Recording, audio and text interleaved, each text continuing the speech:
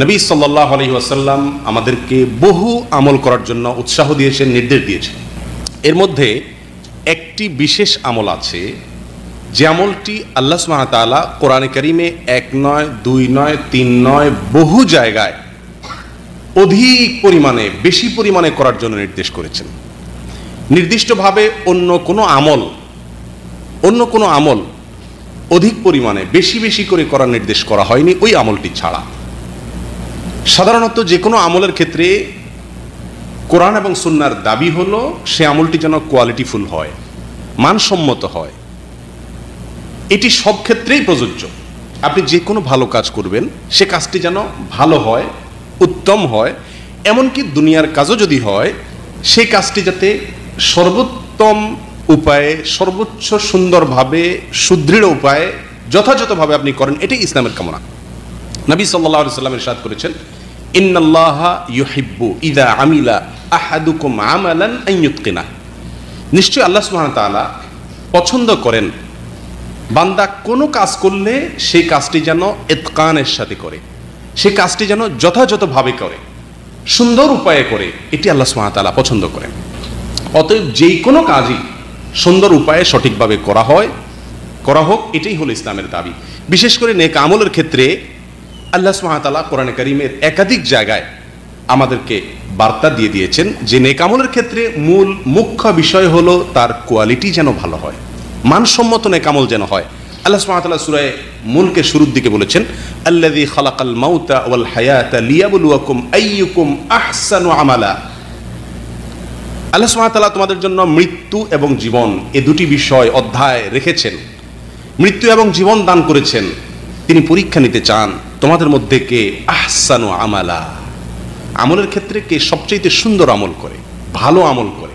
আল্লাহ সুবহানাহু ওয়া তাআলা বলেন নাই লিয়াবলুয়াকুম আইয়ুকুম আকসারু আমালা, তোমাদের মধ্যে কে বেশি ভালো কাজ করে, এটা আল্লাহ সুবহানাহু ওয়া তাআলা বলেন নাই। ভাইরা, এর ভিতরে বিশেষ করে একটি মাত্র আমল পাওয়া যায় যে আমলটির ক্ষেত্রে কোরআনে কারিমের বহু আয়াতে আমাদেরকে স্পষ্ট নির্দেশ করা হয়েছে বেশি পরিমাণে করার জন্য। অর্থাৎ কোয়ালিটি তো ঠিক রাখতেই হবে, সেই সাথে পরিমাণও কি করতে হবে, অনেক বেশি বাড়াতে হবে। সে আমলটি হলো জিকির, সে আমলটি হলো আল্লাহর জিকির। কোরআনে কারিমের সূরা আহজাবের 35 নম্বর আয়াতে আল্লাহ সুবহানাহু ওয়া তাআলা তার বান্দাদের মধ্য থেকে যারা ক্ষমাপ্রাপ্ত হবেন এবং জান্নাতের অধিকারী হবেন তাদের অনেকগুলো গুণ আল্লাহ তাআলা উল্লেখ করেছেন, তাদের অনেকগুলো বৈশিষ্ট্য উল্লেখ করেছেন। এই বৈশিষ্ট্য উল্লেখ করতে গিয়ে আল্লাহ সুবহানাহু ওয়া তাআলা বলেন, ইন্নাল মুসলিমিনা ওয়াল মুসলিমাতি ওয়াল মুমিনিনা ওয়াল মুমিনাত ওয়াল কানিতিনা ওয়াল কানিতাত ওয়াস সাদিকিনা ওয়াস সাদিকাত ওয়াস সাবিরিনা ওয়াস সাবিরাত ওয়াল খাশিঈনা ওয়াল খাশিআত ওয়াল মুতাসাদ্দিকিনা ওয়াল মুতাসাদ্দিকাত ওয়াস সাইমিনা ওয়াস সাইমাত ওয়াল হাফিযিনা ফুরুজাহুম ওয়াল হাফিজাত والذاكرين الله كثيرا والذاكرات أعد الله لهم مغفرة وأجرا عظيما।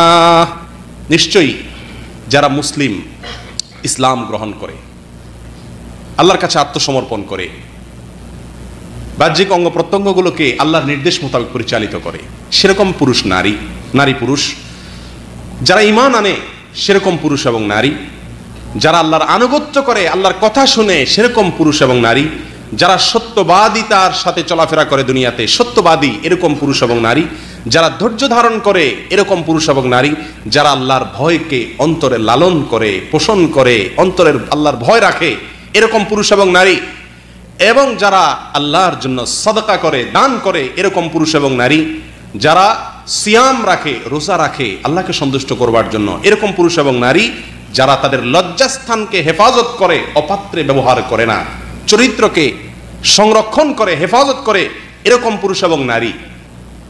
ওয়াযযাকিরিন আল্লাহ, শেষের পয়েন্টে আল্লাহ সুবহানাহু ওয়া তাআলা বলছেন যারা আল্লাহ সুবহানাহু ওয়া তাআলা জিকির করে বেশি বেশি, অধিক পরিমাণে, আ'আদাল্লাহু লাহুম মাগফিরাতান ওয়া আজরান আযীমা, আল্লাহ তাআলা সেই শ্রেণীর লোকদের জন্য দুটি জিনিস প্রস্তুত করে রেখেছেন।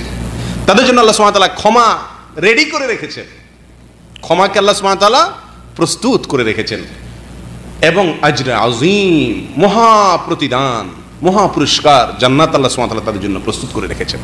কাদের জন্য ভাই? যাদের ভিতরে এই গুণগুলো আছে, যারা ইসলাম গ্রহণ করবে, যারা ঈমান আনয়ন করবে, যারা আল্লাহর আনুগত্য করবে, যারা সত্যবাদী হবে, যারা ধৈর্য ধারণ করবে, যারা আল্লাহর ভয় অন্তরে লালন করবে, যারা আল্লাহর জন্য দান সদকা করবে, যারা সওম বা রোজা রাখবে, যারা লজ্জাস্থানের হেফাজত করবে, এই 9টি গুণ যাদের মধ্যে আছে, সেই সাথে 10 নম্বর গুণ থাকবে। সেটা কি? না, শুধু জিকিরের কথা আল্লাহ বলেন নাই। মজার বিষয় হলো এই আয়াতে আল্লাহ সুবহানাহু ওয়া তাআলা অন্য সব 9টি, প্রথম 9টি গুণের ক্ষেত্রে আল্লাহ তাআলা সাধারণভাবে বলেছেন আল্লাহর ভয় লালন করা, সদকা করা, ধৈর্য ধারণ করা, রোজা রাখা। কোনোটার ক্ষেত্রে আল্লাহ সুবহানাহু ওয়া তাআলা বলেন নাই বেশি বেশি রোজা রাখে, বেশি বেশি সদকা করে, এটা বলেন নাই। শুধু রমজানের রোজা রাখছেন, নাজাতের জন্য যথেষ্ট। শুধু ফরজ যাকাত দিচ্ছেন, নাজাতের জন্য যথেষ্ট।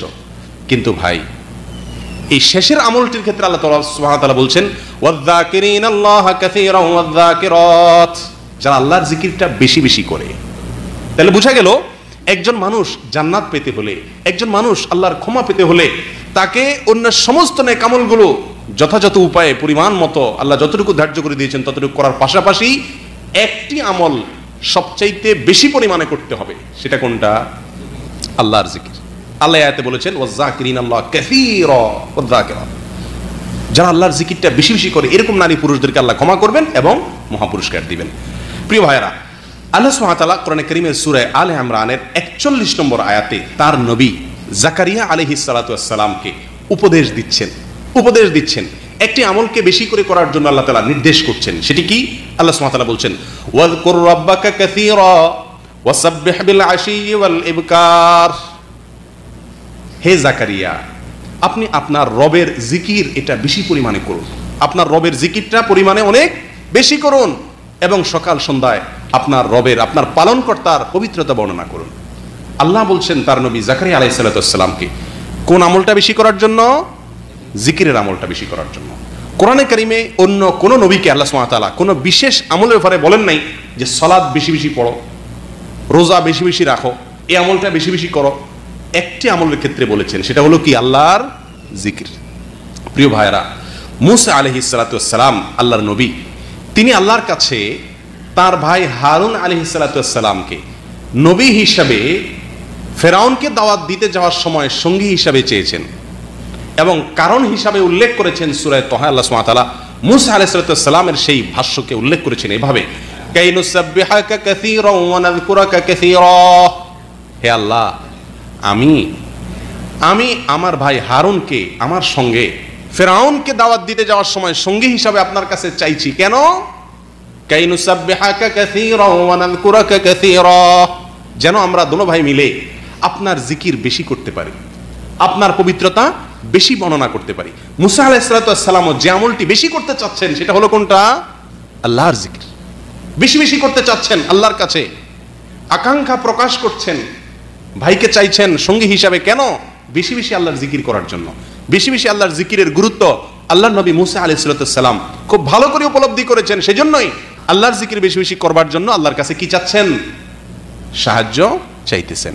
প্রিয় ভাইরা, সূরা তাহার আয়াতের পাশাপাশি আল্লাহ সুবহানাহু ওয়া তাআলা সূরা আহজাবের 41 নম্বর আয়াতে সাধারণভাবে আমাদের সমস্ত মুমিনদেরকে নির্দেশ করছেন, ইয়া আইয়ুহাল্লাযীনা আমানু যকুরুল্লাহা যিকরান কাসীরা ওয়াসাব্বিহুহু বুকরাতাও ওয়া আসীলা, হে ঈমানদারেরা, যারা আল্লাহর প্রতি ঈমান আনয়ন করেছো, তোমরা তোমাদের রবের আল্লাহর জিকির বেশি পরিমাণে করো, আল্লাহর জিকির বেশি পরিমাণে করো।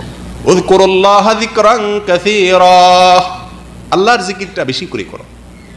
ও ভাই, অন্য কোনো আমলের ক্ষেত্রে যে কোনো নেক আমলই বেশি বেশি করতে হবে, ঠিক আছে, কিন্তু সুনির্দিষ্টভাবে কোনো একটি আমলকে বেশি বেশি করার নির্দেশ এবং নির্দেশনা, উৎসাহ কোরআন অথবা নবী সাল্লাল্লাহু আলাইহি ওয়াসাল্লামের হাদিসে আমরা খুঁজে পাই না।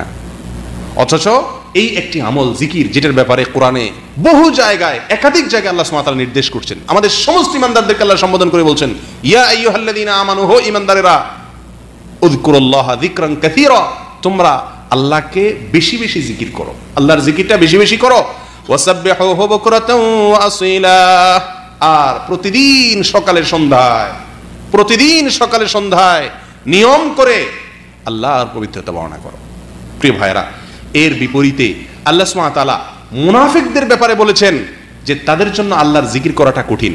মুনাফিকরা মসজিদে মুসলমানদের সাথে হয়তো নামাজও পড়তে আসে, মুসলমানদের সাথে জিহাদের ময়দানেও যায়। মুনাফিকরা হয়তো মুসলমানদের দেখানোর জন্য রোজাও রাখে, কিন্তু আল্লাহর জিকির এটা মুনাফিকরা বেশি পরিমাণে করার সুযোগ তৌফিক পায় না।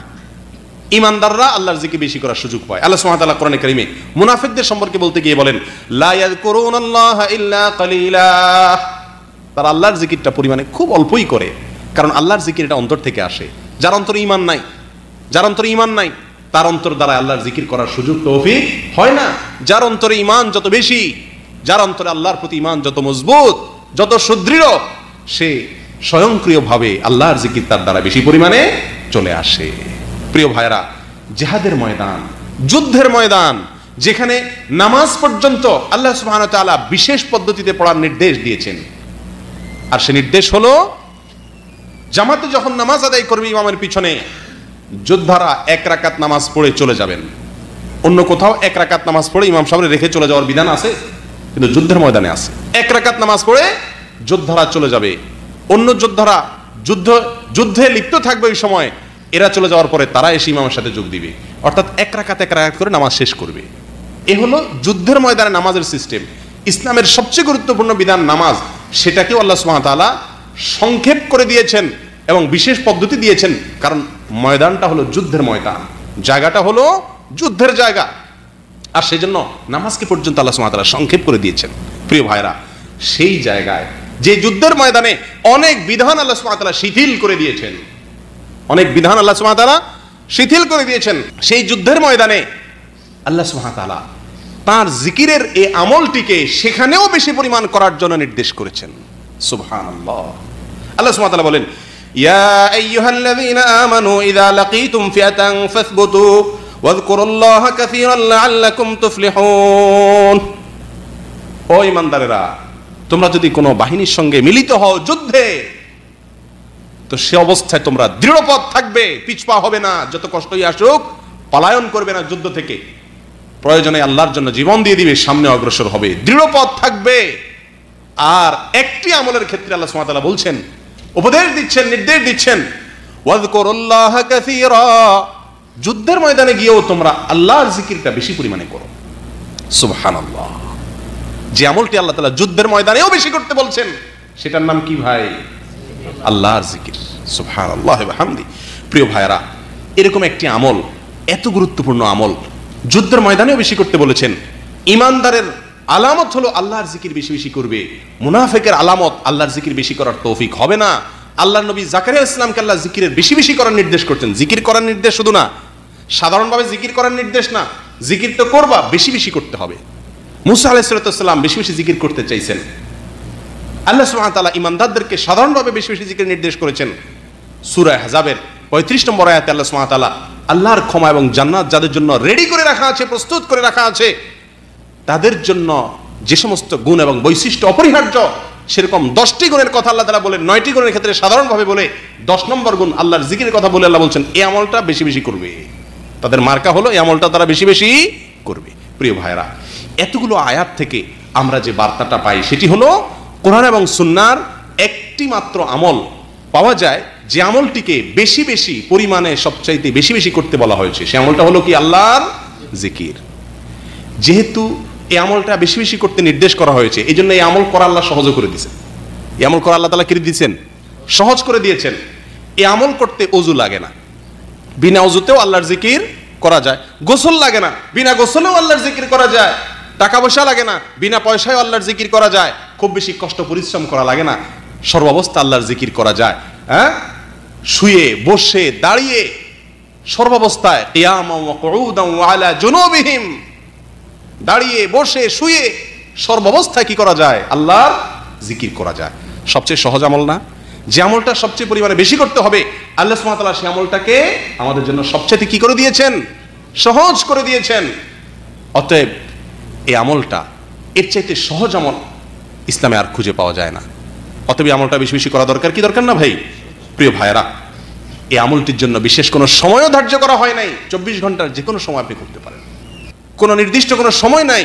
এর জন্য সম্পদের প্রয়োজন হয় না, এর জন্য কষ্ট মেহনতের প্রয়োজন হয় না, ওযু গোসলের প্রয়োজন হয় না, কিবলামুখী হওয়ার প্রয়োজন হয় না, কোনো কিছুর প্রয়োজন হয় না। একটা জিনিসের প্রয়োজন হয়, কি সেটা? আল্লাহর তৌফিক। আল্লাহর তৌফিক হয়।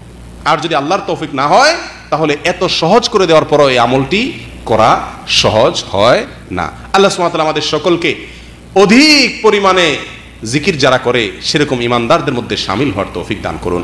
প্রিয় ভাইয়েরা, আল্লাহর জিকির জিনিসটা কি? আল্লাহর জিকির বিষয়টা কি? জিকির শব্দের অর্থ হলো স্মরণ। জিকির শব্দের অর্থ কি?